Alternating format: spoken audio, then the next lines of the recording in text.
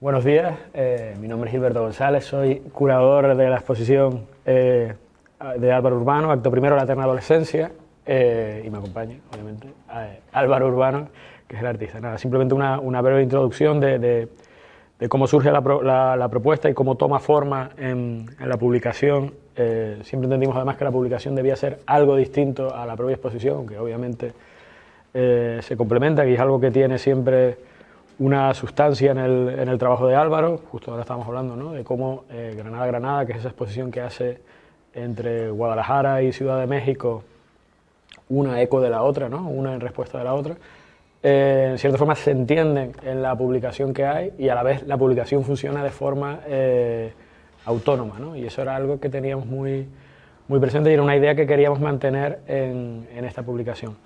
La publicación recoge una serie de textos, luego vamos hablando, si quieres, uno a uno y hacemos una pequeña mención.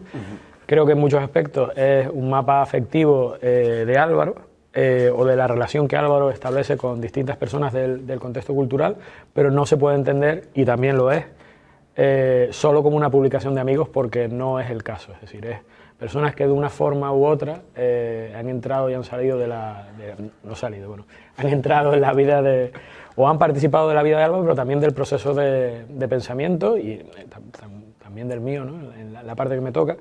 Sí quería un poco aclarar que es algo que yo nunca, quise ser curador de la exposición, y ahora me explico. Es decir, no lo digo al contrario como algo negativo, sino como algo positivo, porque creo que era casi que me sentía como co-guionista más que otra cuestión de curador. Fue un proyecto enormemente complejo y que fue tomando formas distintas, que surge de otra exposición que era Jardín Satélite, que en ese caso sí había co-curado junto con Silvia Navarro, y en esa exposición precisamente planteamos la idea del mundo como jardín, ¿no?, donde cualquier espacio, ya el espacio libre, el espacio natural, ya no podía ser más que entendido como un espacio delimitado casi como un parterre. Y en ese trabajo surgió la relación con Álvaro, precisamente hablando de ese hotel, del Hotel Gasmira, y del cultivo del plátano, en concreto en la isla de La Palma. Si quieres, Álvaro, empezamos un poco a hablar de la publicación y cómo se concibió, y también del trabajo de Mari Cris, ¿no?, de cómo es una publicación enormemente heterogénea, precisamente porque intenta recoger como todas esas capas que hay en la exposición, y creo que en ese sentido Mari Cris y su equipo, y Andrés, que nos acompaña también ahora, bueno, y muchas otras personas también, ¿no?, Andrea Celda, finalmente se fue como incorporando, Sara Lima, que nos ayudó mucho con la documentación, ¿no?, con todas las fotografías, pero la publicación recoge toda la heterogeneidad de capas que hay en la instalación, que es algo que cada vez que visitamos como que nos vamos dando cuenta que hay otra capa, otra forma de aproximarse, que no es solamente de Canarias. Es decir, es verdad que está muy enraizada, que esa es como probablemente mi única aportación, ¿no?, ayudarte a ubicar esas preocupaciones o esa problemática en un contexto concreto, pero que es una publicación y que es una instalación también que habla de muchísimos contextos y de muchísimas preocupaciones que ahora nos resuenan tanto. Sí, o sea, yo creo que la publicación siempre la pensamos también como casi, no tanto una publicación, sino más bien un objeto, ¿no? Queríamos también transmitir un poco eso que tiene un poco la exposición también, ¿no? O sea, no solo con los textos, también con las referencias y con libros que hemos leído. O sea, como realmente es como trabajo de campo. Y luego, por ejemplo, la publicación lo que tienes es también tienes estos espejos que al principio como que no entiendes muy bien lo que es. Luego te das cuenta, por ejemplo, que puedes leer el texto al contrario, ¿no?, a través del espejo, que existe en la exposición también. Y también hay fotos y textos que están como borrosos, ¿no?, que es un poco como, o sea, hay ciertas plantas en la exposición, el ricino y La amapola, que si te las tomas sí que puedes tener efectos alucinógenos, ¿no? Entonces queríamos como transmitir eso un poco en la publicación. Y realmente es como me gusta lo que dices como de mapa afectivo, ¿no? Es los escritores han estado conmigo desde el principio un poco de mi carrera, o van a estar también, ¿no? O sea, es como una especie como de mapa... Sí, el tiempo expandido. Sí. Sí, en ese sentido lo que planteábamos, precisamente esa idea de tiempo expandido, que era algo que estaba en la propia idea de la exposición. Hay como toda una utilización de materiales, que si quieren luego lo vemos, ¿no? Por ejemplo, esta idea, ¿no?, de utilizar como esta planilla que tiene que ver mucho con el modo, ¿no?, en que se trabaja antes las planimetrías y demás, y que tiene que ver también con esa idea de que Gasmira fue siempre un proyecto, fue solo un proyecto, es decir, lo que hay es simplemente como un esbozo mínimo, ¿no? Lo que se ve en la sala, que es un fragmento de ese esbozo, siempre fue una idea de proyecto, y que era algo que yo creo que está muy presente tanto en la publicación o en el objeto, si queremos llamarlo así, ¿no?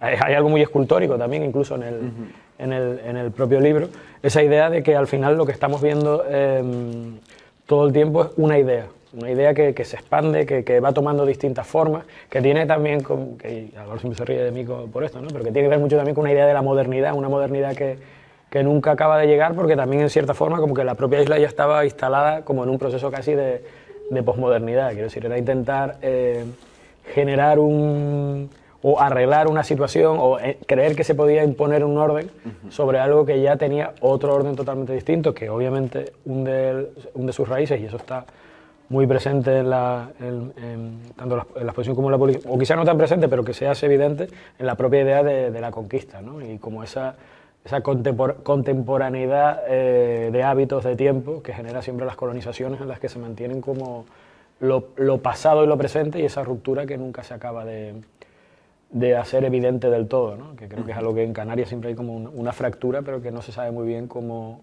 denominarla o cómo nombrarla, ¿no? Esa idea de fractura. ¿Quieres un poco que vayamos analizando? No analizando, porque no vamos aquí a hacer ahora un análisis textual, que sería como una clase de lengua. No, creo que ya todos superamos la fase de complemento, bueno, yo no, porque nunca me lo aprendí, pero aparte de complemento directo e indirecto. No sé. La publicación se inicia con... Parece como que yo he tenido una mano enorme en el libro, pero realmente el que tenía una mano enorme es Álvaro Maricris, o sea, yo aporté algo, pero no... O sea que no quiero aquí ahora quedarme como hacerme con todo el mérito, ni mucho menos. Y por supuesto Andrés, que se incorporó a la mitad a ponernos orden, porque estábamos también ya un poco... Intentamos sacar la publicación, de hecho, para la inauguración. Afortunadamente no lo hicimos porque ya ayer viéndolo, bueno, es que siendo un objeto tan pequeño, la verdad que tiene como muchísima complejidad. No sé también en qué momento pensamos que éramos capaces de tenerlo terminado en ese momento, ¿no?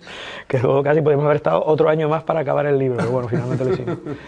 La publicación tiene textos el texto mío, que es básicamente el texto de sala, que tuvimos esa discusión de si ampliarlo o no, y al final nos pareció que estaba bien, ¿no? Como tienen casi algo poético, a lo mejor un poco pretencioso, pero sí hay algo como tiene algo que ver como en esa idea de ensoñación que hay en la propia instalación, que nunca acabas de entrar, nunca acabas de saber si estás dentro o estás fuera, que era algo que sí nos interesaba mucho, y eso sí lo hablamos, ¿no?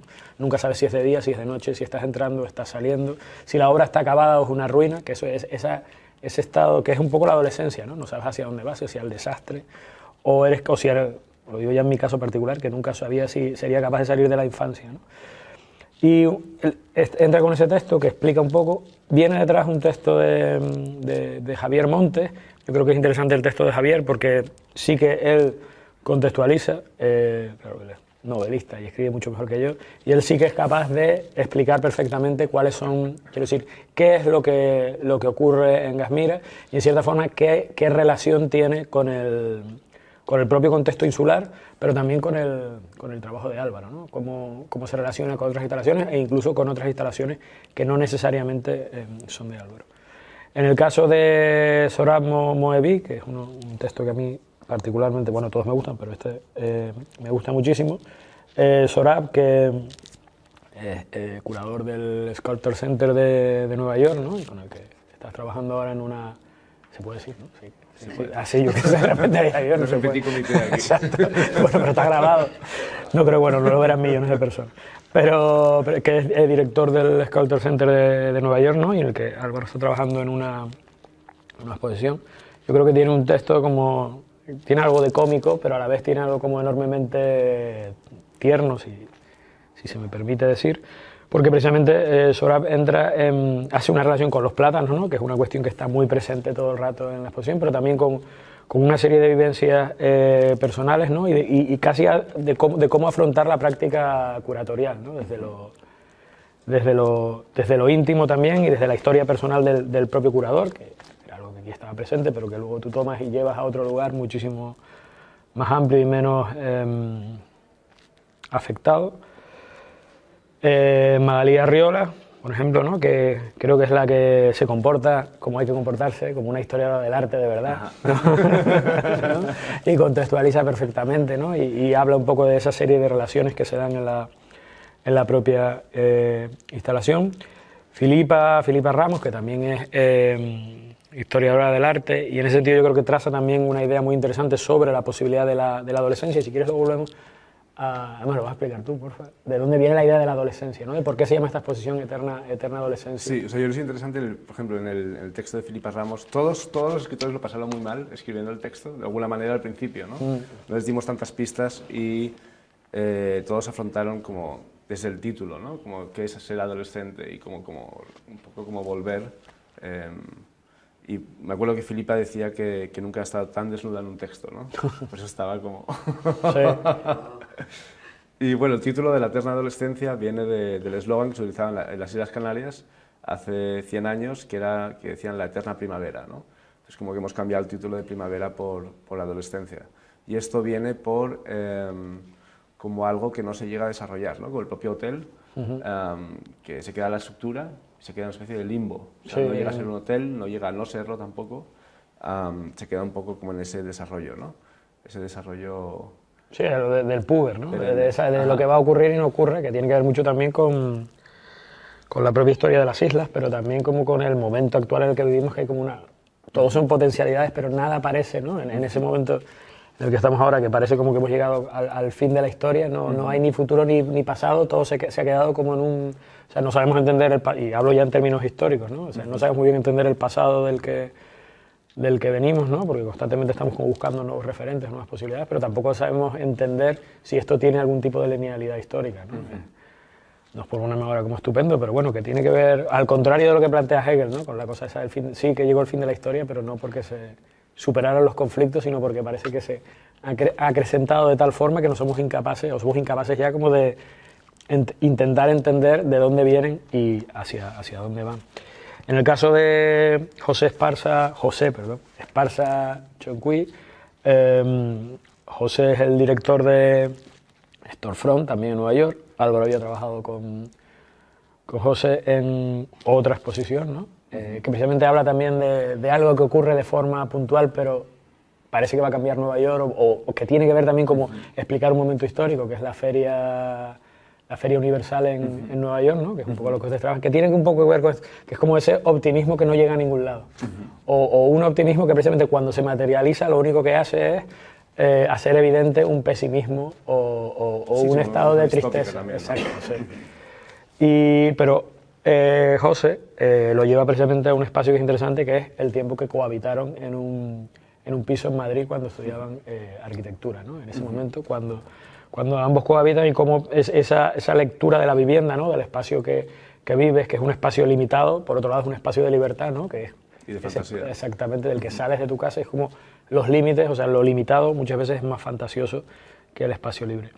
Y un texto que también que nos encanta, que es el de Chus Martínez, que es la que ella realmente explotó, que decidió hablar del amor y que creo que es como un texto que cierra muy bien la publicación, porque el otro día pensando, creo que se puede ver la exposición y especialmente si vienes del anterior, como desde el pesimismo, pero no, hay algo, no diría que crepuscular, sino al contrario, ¿no? Hay algo de amanecer que ocurría también en Granada, y hay algo de amanecer, ¿no? De mantenerte de la vigilia, y en la vigilia siempre hay un mínimo de esperanza, ¿no? De que algo pueda cambiar, de que algo pueda ocurrir cuando se produce el cambio, ¿no?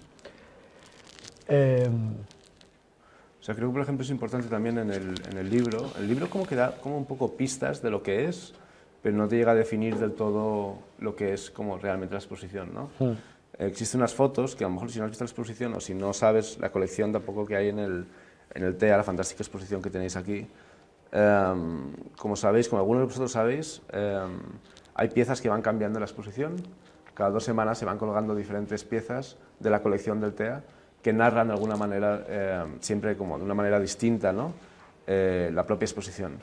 Y en el libro encontráis como estos como insertos, de alguna manera, como puede ser este de aquí, por ejemplo, que es una pieza de, tengo que leerlo al revés, que es como la Maribel Nazco. Maribel Nazco, sí que es. Con el collage metálico.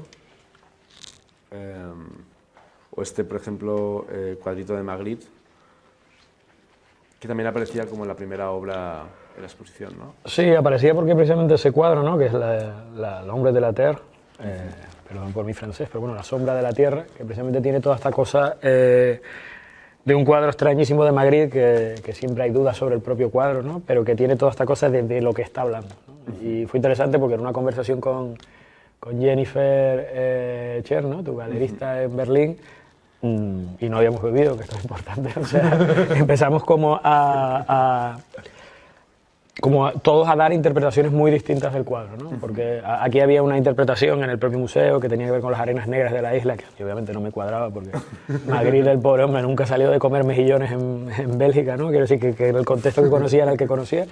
Pero en el caso de sí había algo interesante que es como esa capa de lo negro, ¿no? Que es el petróleo y esa cosa de alguien del dinosaurio que se extingue, ¿no? De cómo el propio museo o la propia institución siempre está intentando preservar algo frente a una extinción que claramente es inevitable y que tiene que ver mucho con la propia idea de la exposición, que era una cosa que nos encantaba, ¿no? Que es esa cuestión de que el propio cono es un espacio del que se extrae picón, ¿no? Se extraen los áridos para hacer el cemento, entonces a medida que te vas comiendo la montaña vas generando una estructura, ¿no? Entonces decrece para crecer, ¿no? Exacto, y vas creando como aire en esos espacios de aire que crea entre el pilares y forjado, ¿no? Vas como remontando la montaña, que tiene que ver mucho también con ciclos económicos, con el modo en que históricamente nos hemos relacionado con las islas. En La Palma había una cosa, ¿no? Que lo hablamos también, esa idea de que el plátano es un espacio natural cuando es claramente un cultivo de extensión que lo que hace es devorar y devorar territorio, cambiar toda la fisonomía insular y simplemente para tener un monocultivo para poder ser competitivos, ¿no? Y es algo que ocurre en las islas desde el siglo XV, que es la explotación como, pues para lo que se vieron las islas básicamente, ¿no? Y es por lo que se produce el encuentro, que no está el encuentro sino el desencuentro, ¿no? Entre culturas y demás. Por eso sí que hay algo interesante y todo eso se recoge en el propio libro de Álvaro. Yo creo que ha sido interesante también porque ha sido una investigación un tanto caótica, en el mejor sentido de la palabra, porque era como un intercambio constante de libros y cosas, se nos quedaron muchísimas cosas fuera. Durante una temporada también estuvimos muy con el libro de Carmen Laforet, Insolación, ¿no? Que de hecho le dije, oye, ¿te importa que coja al final el título para la otra parte? Y me va a decir que no, pero no, hombre, claro, sí, sí. Y era un libro con el que estamos también, porque habla precisamente del despertar a la adolescencia, que es también el despertar a la edad adulta, como algo en absoluto placer. Bueno, está muy marcado por el placer, pero claramente está marcado siempre por la pérdida y también ¿no? De cierta forma, en la infancia intuyes el dolor, pero en la adolescencia se te hace presente, ¿no? Que depende también cómo le vaya a cada uno. Hay niños que viven en el dolor siempre, pero que ese momento.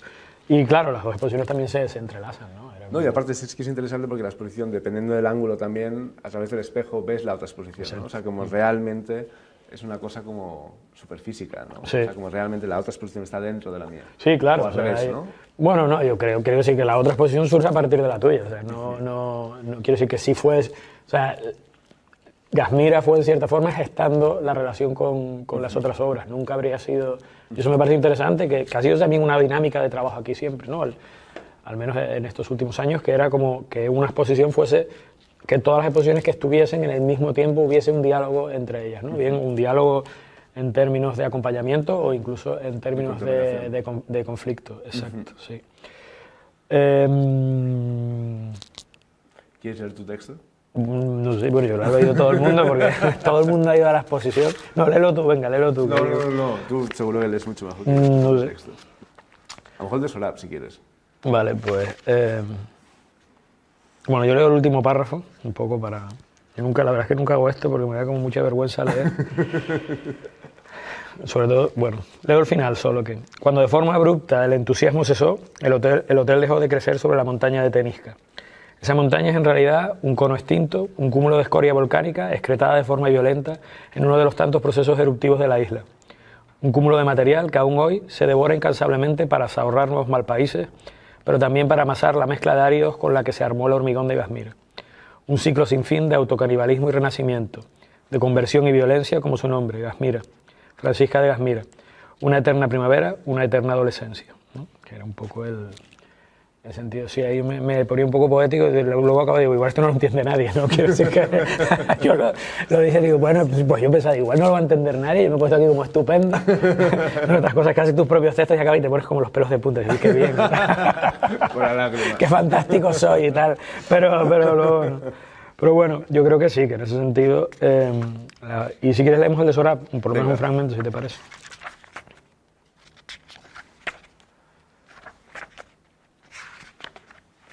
Es bien largo también, ¿eh?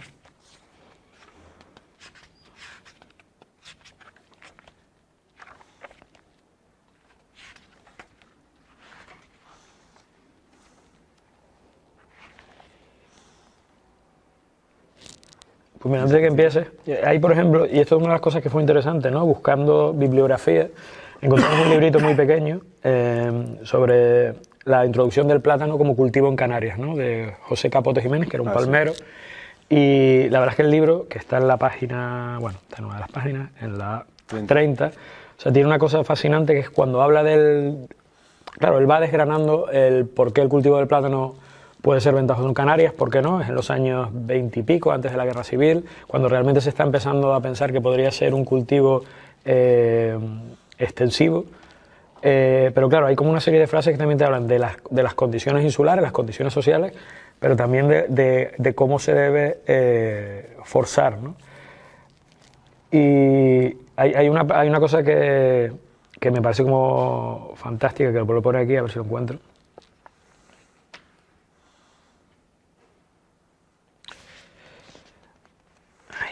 Así, aquí. Dice, aquí la producción del plátano tiene que ser violenta, artificial. Hay que acelerar las funciones vitales del platanero con la ayuda de un cultivo intensivo, tanto más eficaz cuanto más costoso dentro de los límites del poder absorbente de la planta y las cualidades de la tierra, ¿no? El hecho de que utilice el adjetivo de violenta, ¿no? Que es como... Dije, bueno, que esto es como el sueño de cualquiera, pero el libro en general, y el tipo hace un análisis que es como fascinante porque habla también, ¿no? De las dificultades de poner de acuerdo a los agricultores, ¿no? De la división de la tierra, de la necesidad de que haya concentración de tierra, ¿no? Y que va generando toda una serie de problemas. Y después, y esto como que también que nos encantaba, ¿no? Que dice, aunque el plátano canario se vende con mucha estimación entre las familias adineradas de Europa, tiene no obstante competidores de importancia. Hasta el presente, el que más se ha significado ha sido el Musa paradisiaca, importado de Jamaica, Honduras y Costa Rica, ¿no? Que habla también de cómo Canarias es un espacio avanzado de colonización que siempre ha perdido, o sea, siempre es un espacio de muchas veces de experimentación. Ocurrió con la caña de azúcar, ¿no? Y pasó también Madeira, que era el espacio donde se empieza a cultivar, pero cuando se llega al Caribe, cuando se llega a Latinoamérica, se dan cuenta de que es mucho más productivo, las condiciones, hay mano de obra esclava, que aquí era mucho menor, obviamente no en el siglo XX o no esclava de forma evidente, y siempre acaba, como los ciclos económicos de Canarias, acaban quedando, ¿no? Acaba quedando relegada, que incluso por temporadas ha pasado por el turismo, ¿no? Con esta cuestión de decir, es que el turismo, porque a la gente le resulta barato ir a Cancún, ¿no? Siempre en ese espacio de poner a competir a territorios que son enormemente frágiles o enormemente vulnerables. Pasamos a Sorab, perdón, que estaba ahí. No, te iba buscando. No, creo que ahí también es importante decir como que tal vez alguno de vosotros, o sea, tal vez no lo sepáis, pero como que el hotel fue ideado por este grupo, como esta cooperativa de... Sí.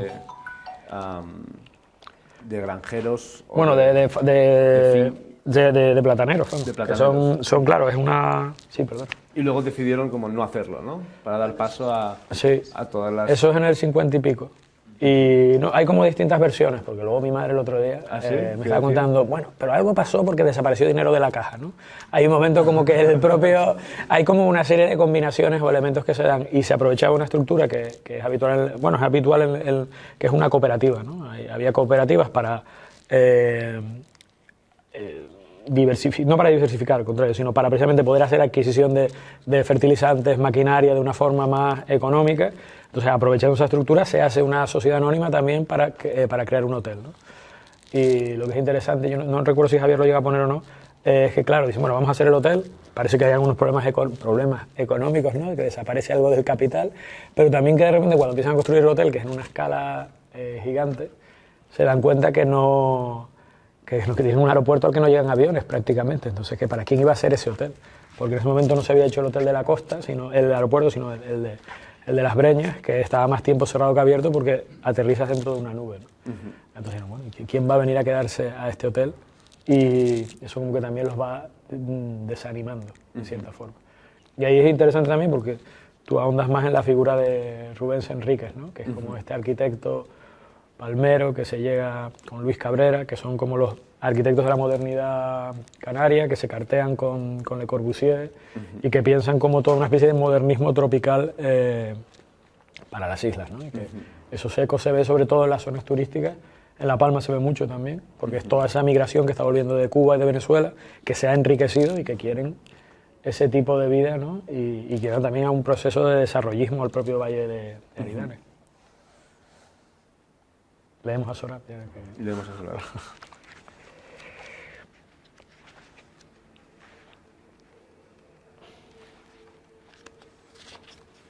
¿Empiezo yo? Sí, y no todo, ¿no? Sino que vamos. Querido Álvaro, soy consciente del artificio de estas líneas. Entiendo que el tipo de escritura que engloba este texto, el epistolar, no es nada nuevo. Ciertamente no para la literatura. Tal vez uno de los géneros más antiguos. Ni tampoco en la forma relativamente emergente de las publicaciones de arte contemporáneo. Esto me llena de vergüenza, pues yo, ingenuamente y de una forma un tanto extraña, sigo aferrándome a una idea, si no de autenticidad, al menos de una cierta apariencia de particularidad o individualidad. Encuentro esto cómico, ya que no tengo la verdadera fe en la originalidad y me identifico totalmente con la idea de que no existe la esencia y que el centro está vacío. En este momento en el que las máquinas redactan comunicados de prensa y ensayos, fabrican imágenes fantásticas y las películas se llenan de imperios de juguete, no encontramos de lleno en el simulacro del simulacro.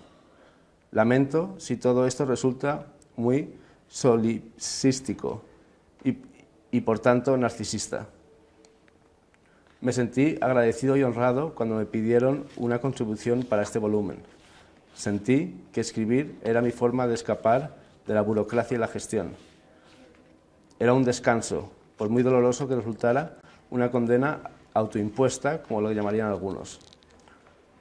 Es una habitación de hotel, lejos del tedio del trabajo institucional, de las presiones por el rendimiento, la banalidad de los calendarios bloqueados, las tablas de Excel, los reportes de los gastos, las revisiones tridimensionales, los temas a discutir, las listas, las actas. Escribir es el espacio que queda fuera de las horas de oficina, donde las palabras pueden ser felizmente cualquier cosa menos transparentes. Un hotel es una referencia a esto, a tu trabajo para la exposición que ha creado en el espacio para esta publicación. Un hotel abandonado por una plantación de plátanos. Imagínatelo. Imagínate algo así en Centroamérica, donde tanto se destruyó y arrasó por las bayas amarillas y alargadas. Mi fruta favorita, que no es una fruta. Cuando era niño en Irán, mis familiares que vivían en el extranjero traían montones de plátanos, ya que en Irán por entonces no se podían conseguir. Recuerdo ir al aeropuerto y como el primo de mi madre nos daba un plátano a mi hermana y a mí. Íbamos al aeropuerto a recibir familiares, tanto cercanos como lejanos, ya que era todo un acontecimiento. Ahora los plátanos se pueden conseguir sin problemas en Irán. para que les pueda permitir. A veces desearía poder regresar a casa con un montón de plátanos y ser recibido por amigos cercanos y lejanos. El exilio es un trabajo duro, pero estaba pensando en el hotel de la escritura. Wayne Kostenbaum dijo una vez que la lengua es un hotel. Así es como me siento a veces con el inglés, mi segunda lengua. Reservé una habitación aquí, en esta lengua extranjera. Hoy en día apenas salgo de este establecimiento. Puedo bajar al bar, tomarme algo, darme un baño en la piscina y pedir algo al servicio de habitaciones. Miro mucho por la ventana. Veo cosas que antes entendía mejor en la otra lengua, pero que parece escaparse un poco más cada día. Los hoteles han aparecido en mi trayectoria expositiva al menos en dos ocasiones. En la escuela de posgrado, mis compañeros y yo organizamos una exposición como proyecto de clase. Tal vez fuera una propuesta demasiado simplista o una obviedad. La galería es el hotel del arte. Fue un fracaso abrumador. He olvidado el nombre del pintor del Valle del Hudson que colocamos en el último momento en la entrada de la exposición, para darle un aire rústico más auténtico, supongo. La segunda vez fue el Hotel Theory, una exposición que tomaba prestado el título del libro de Wayne y abordaba el uso pasajero de la teoría del arte contemporáneo. Fue más bien un ejercicio formal. Extrañamente, en gran medida, fue malinterpretado por un intento de hacer un discurso categórico y se tomó de manera literal. Y sigue. Es interesante porque él escribió el texto en el tren, yendo como de Milán a... En un avión. ¿En un avión? Sí, en un avión, sí. Que es como este espacio como heterotópico también, ¿no? Sí. Como el espacio como un espacio como es un hotel, que es un espacio como público. Y que suspende el tiempo también, algo de suspensión del tiempo, que es siempre interesante. Un poco, si quieres, para acabar, estaba pensando a lo mejor leer un trocito del de Chu. Así, de manera... Bueno, vamos a ver, voy a coger un fragmentillo, no lo leo todo. Hay sociólogos que tildan de hipersensibles a las nuevas generaciones, hasta el punto de haber acuñado el término snowflake, copo de nieve, para calificar a esos jóvenes que se derriten a la mínima presión. Sorprende que la mayoría de ellos perciban como negativo el aguzamiento de la inteligencia emocional y la capacidad de ver violencia en gestos mínimos y en situaciones que habrían parecido banales a las generaciones anteriores. Dejar de ser duros, de aguantar, de ser insensibles, es considerarlo una merma. Nadie parece preguntarse hoy por qué razón desarrollamos aquella infinita capacidad de resistencia. ¿Sería porque no quedaba otra opción? Los estudios sobre abusos a la infancia, un tema que nadie desea abordar, son recientes. Deberían representar una exención notable, pues impugnan la imagen que queremos transmitir como especie en sociedad.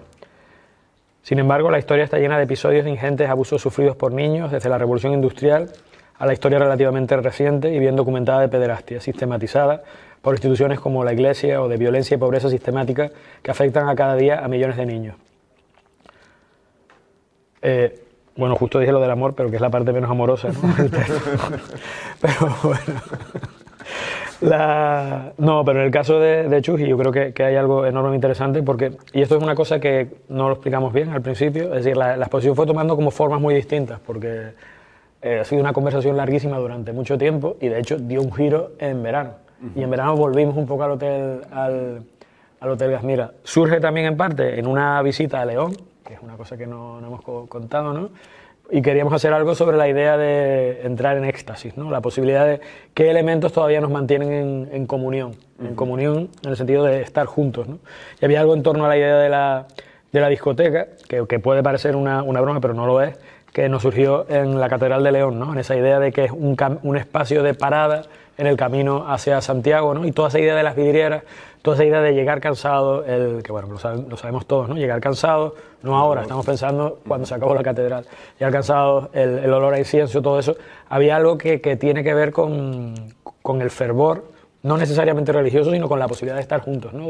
De participar de algo que te lleva a otro estado. Y esa idea de otro estado, ¿no? De estados alterados, era una cosa que llevábamos dándole tiempo vuelta. Y en verano, Álvaro planteó, ¿no?, que teníamos otro proyecto, Álvaro había desarrollado otro proyecto con el estudio y volvimos y dijimos, oye, pero ¿por qué no volvemos otra vez de nuevo a la idea del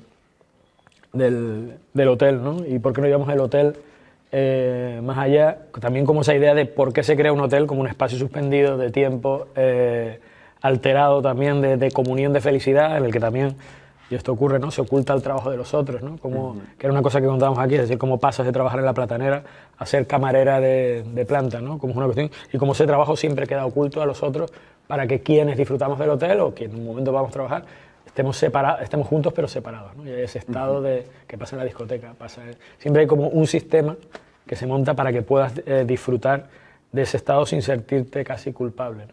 Y es algo que es interesante también y que tiene que ver mucho con las instalaciones de Álvaro, que Álvaro siempre hace como evidente que hay una tramoya, ¿no? Esa idea de, no diría de lo fake, sino de que siempre hay una parte trasera, ¿no? Y que en esta exposición se hace muy evidente precisamente con esos paneles fenólicos, ¿no? Que por detrás ves que se hace evidente que lo que estás viendo no es cierto o no es todo lo cierto que podría ser, pero no es más cierto un hotel o no es más cierto una discoteca, ¿no? Esto que ocurre cuando de repente se enciende la luz y dices, en este sitio tan cutre, es que me ha parecido increíble, pero hay algo de despertar realmente, ¿no? O cuando entras a un bar de día, que es un bar de noche, que hasta huele mal, ¿no? Huele a cerveza, huele a infinidad de cosas que no... Si has trabajado en un bar lo sabes, ¿no? Cuando digas... Es como esto puede coger otro... O sea, como la cantidad de cuerpos humanos dentro dan otro olor que en un momento concreto te puede resultar hasta excitante, ¿no? Eso es una idea que está siempre muy presente. Y en el caso de Chus, por eso lo digo, claro, partíamos de los textos hablando de esa idea de la adolescencia, ¿no? Entonces los textos entran y salen porque vienen de conversaciones muy, muy distintas, pero que creo que de repente cuando se ven todos juntos en la publicación cobran un sentido, si no unitario, al menos coral, que funciona muy bien.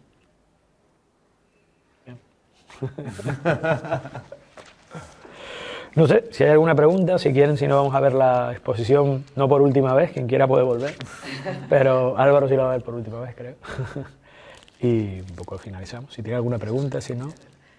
Bueno, voy a decir algo... Por favor, claro. Estoy emocionado de escucharos, pero que es genial. Es verdad que la objetividad del libro es muy especial y sí que la relación de capas con la exposición creo que es increíble. Si voy a hacer una pregunta para no entrar ahí, que habéis contado muy bien. Acto 1. Acto 1, ¿por qué? Yo creo que siempre cuando acto 1 da la posibilidad de hacer un acto 2, ¿no? Claro. Porque está pensado desde ahí o realmente es otra capa de suspensión. No, yo creo que sí que... Bueno, yo creo que sí que está pensado desde ahí, ¿no? Está pensado desde ahí, lo hablamos porque la idea era que como seguir buscando este tipo de espacios, ¿no? Que como esas... No necesariamente tendría por qué ser arquitectura, quizá ahora... O sea, como todo ese tipo de cuestiones que alteran nuestra percepción, ¿no? Y que realmente es algo que está muy presente en el trabajo de Álvaro. Yo creo que hay algo interesante de esta expo también, como que de repente... Bueno, yo creo que tu trabajo es muy coherente, pero como que de repente aquí coinciden un montón de cuestiones que de repente se mezclan súper bien, que cerrarán algunas cosas que probablemente dirás, mira, no quiero trabajar con esto nunca más, que puede pasar, ¿no? O que volveré a trabajar con esto dentro de 10 años, que eso ocurre también. Sí, la idea era continuar los actos, ¿no? No necesariamente aquí, en otros espacios, de formas más breves, de forma más amplia, podría ser, nunca lo pensamos de una forma concreta, pero también nos ha dado ahora la salvedad perfecta, es como, no, para dejar el estado de suspensión. Si alguien nos pregunta, dice, no, es para dejar el acto es para que crees que va a haber otro. Pero sí, la idea se pensó en términos de 3 actos, ¿no? Que era una cosa muy operística, casi más en términos de ópera que teatrales. Es que es una promesa sin saber dónde, ¿no? Exacto. Que también es algo bonito. Bueno, que está presente en todo, ¿no? Que está presente en la idea de empezar a construir un hotel. Exacto. Eso es muy bonito, ¿no? Y la idea de la adolescencia y la idea de la historia en la que habitamos y la idea de la discoteca, o sea, todo ese acto creo que también aporta eso, ¿no? Sí, porque en la idea del hotel había algo que a mí personalmente, y lo hemos hablado, ¿no? Que es una cosa que es la idea de Fitzcarraldo, ¿no? Esa idea de construir una ópera en Manaos, bueno, no es lo que no, pero esa idea de lo vamos a hacer, y entonces cuando dices, Dios mío, no tenemos un aeropuerto. O sea, ¿qué sentido es como que tiene que ver mucho con ese estado de adolescencia de embarcarte en cosas que pueden salir bien o que van a salir fatal? Y había algo, no es que... con la estructura también. Claro, hay esa cosa, hagamos eso, exacto. Sí, todo ha sido, sí, la exposición ha tenido ese punto también de estado de adolescencia perpetua.